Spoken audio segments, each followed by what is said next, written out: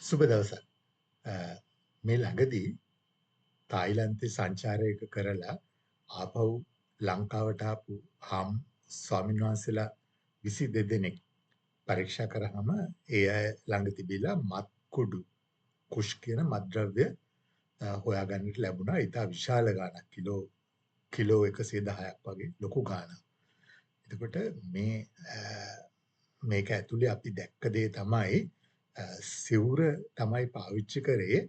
මොකද සැක හිතන්නේ ඒ විතරක් නෙවෙයි සිවුරට සැක හිතීම නිකම් පාප කර්මයක් වෙන්න පුළුවන් වගේ එකක් තියෙනවා. සිවුරට ලොකු බලයක් තියෙනවා. ඒකට ඉන්නේ ඒක ඇතුලේ හැංගිලා මේ මත්ද්‍රව්‍ය ජාවාරම කරන්න තමයි උත්සාහ කරේ.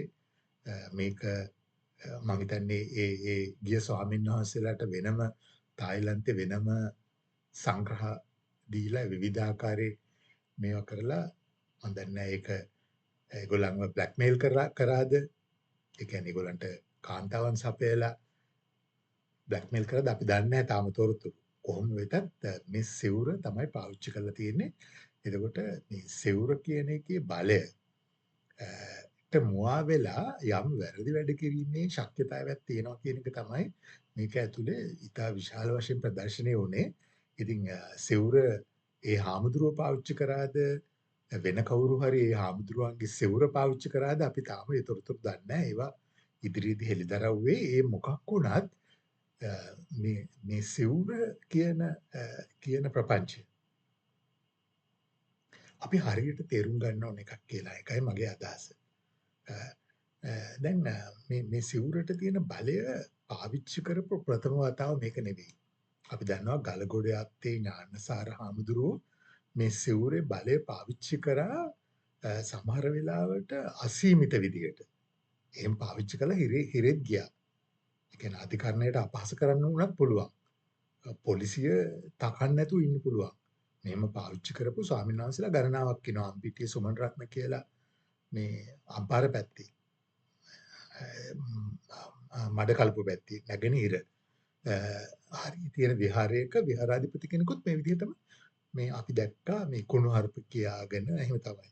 එතකොට ඒ සිවුර නිසා Tamanට ලං වෙන්න බෑ කියන එක. මේ සිවුරට දැන් හාමුදුරුවෝ ඒක පාවිච්චි කරනවා විතරක් නෙවෙයි. ගිහියනුත් බයයි. දැන් රාජකාරී කරන නිලධාරීන් පවා මේ සිවුරු ඉදිරියේ දෙතුන් වරක් නැමෙනවා. ඒ පස්සට යනවා. මේ බලය නිසා. ඒ නිසා නීතිය පවා හරියට ක්‍රියාත්මක කරන්නේ නැති අවස්ථා අපි දකිනවා. විශේෂයෙන්ම ප්‍රබල හිමිනමක් යම්කිසි දෙයකට සම්බන්ධ වුණොත් විවිධ දේශපාලන බලපෑම් පවා එනවා. ඔහුව ඇත්තටම නිදහස් කර ගැනීමේ මේකෙන් ගලව ගැනීමේ අරමුණ ඇතුව. ඉතින් මේක තමයි තියෙන ප්‍රශ්නේ. දැන් මේක නිසා යම් යම් අපරාධ සිද්ධ වෙන්න පුළුවන්.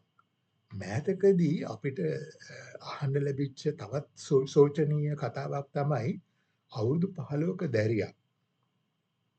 ඇය අහුවෙනවා මේ බාල වයස්කාරියක් ඇය අහුවෙනවා තානායමකාරයෙකු හරි ඉඳලා පොලිසියට ඒ පොලිසියත් එක්ක කරන ප්‍රශ්න කිරීම වලදී ඇය කියන්නේ මුලින්ම ඇයව ලිංගික අපයෝජනයට ලක් කරේ අනුරාධපුරයේ විහාරාධිපති නමක් කියලා.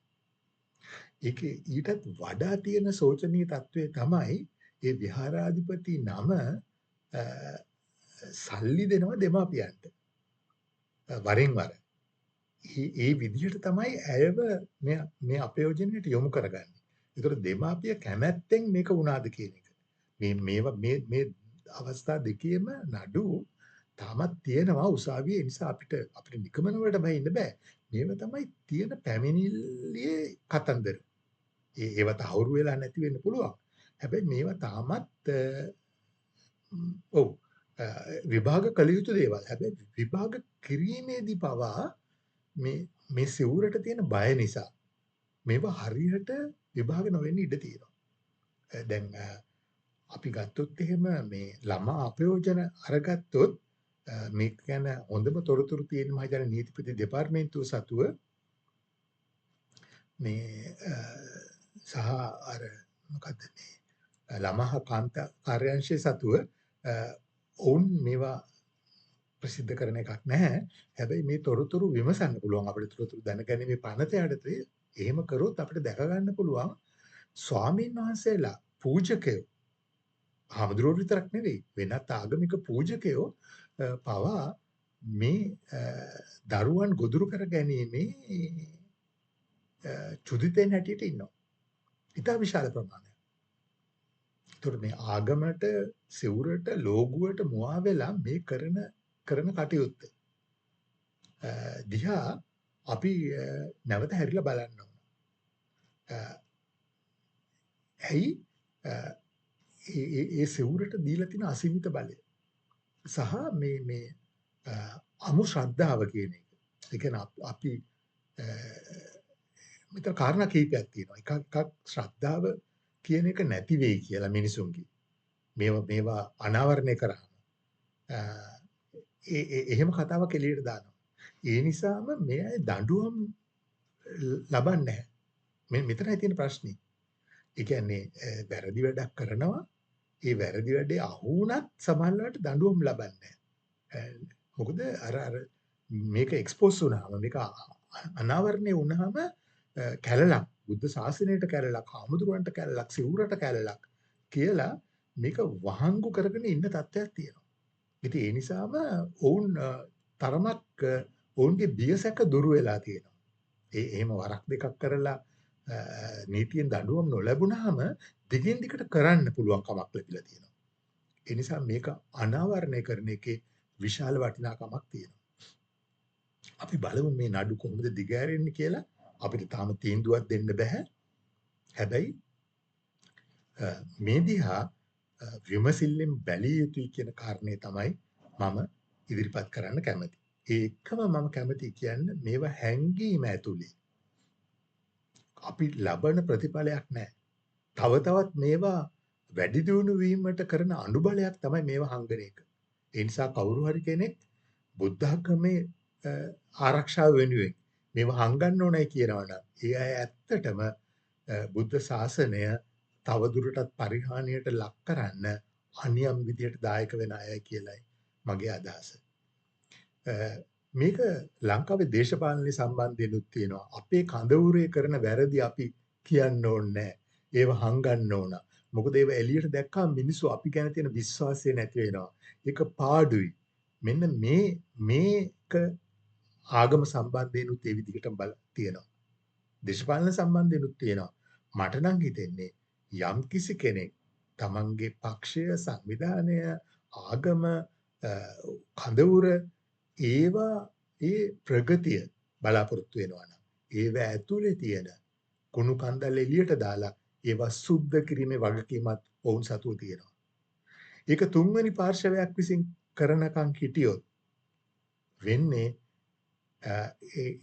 සහ එහෙම කරාම තුන්වෙනි පාර්ශවයක් මේක මතු කරාම ඒවා නොඇසූකම් ඇතුව නොදුටු ඇස් ඇතුව ඉඳීම හරහා කරන්නේ තමන්ගේ පක්ෂයට කඳවුරට ආගමට සංවිධානයට හානියක් කියන එකයි මගේ අදහස.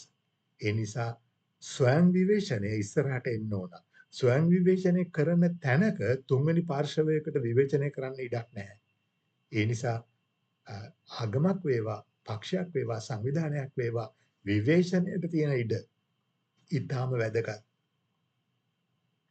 ඒ විවේචනය තියෙන ඉඩ විවිධ ආකාරයෙන් අවුරන්න මේ බලය තියෙන පාර්ශවයන්ට පුළුවන්කම තියෙනවා. දේශපාලන පක්ෂවලට විශාල බලයක් තියෙනවා. ඒ සඳහා ආගමික සංස්ථාවට විශාල බලයක් තියෙනවා. ඒ සඳහා සිවුරට විශාල බලයක් තියෙනවා. ඒ සඳහා ඒවා පාවිච්චි කරන්න එපා කියන එකයි මම කියන්නේ. මොකද බලය කියන එක ගැන අපි අහලා තියෙන ලස්සන කතාවක් තියෙනවා. බලය දූෂණයට මඟ පාදනවා. මේ අමතර බලය, අසීමිත බලය, අසීමිත දූෂණයට බලපානවා. Power corrupts, absolute power corrupts absolutely කියන එක තමයි මේක ලෝකෙම තියෙන කියමනක්. ඒ නිසා බලය තියෙන තැන් විශේෂයෙන්ම පරිස්සම් වෙන්න ඕන මේ දූෂණයට තියෙන ඉඩ මගහරව ගන්න. ඒ නිසාම ඔවුන් විනයදභාවය රකින්න ඕන. ඔවුන් විවේචනයට ඉඩ සලසන්න ඕන. එහෙම නැතුව බලය පාවිච්චි කරලා විවේචනය මර්ධනය කරන එක, යටපත් කරන එක මොනම විදියකින්වත් තමන්ගේ ශරීර සෞඛ්‍යයට හොඳ නැහැ. ඒ නිසා ඒ පණිවිඩයත් එක්ක අද අපි සංවාදය අවසන් කරනවා. හිතන්න කරුණු බොහොමයක් තියෙනවා. මම හිතනවා මේක වැදගත් වෙයි කියලා ලංකාවට. බොහොම ස්තුතියි. සුබ දවසක්. ගිහිල්ලා එන්න.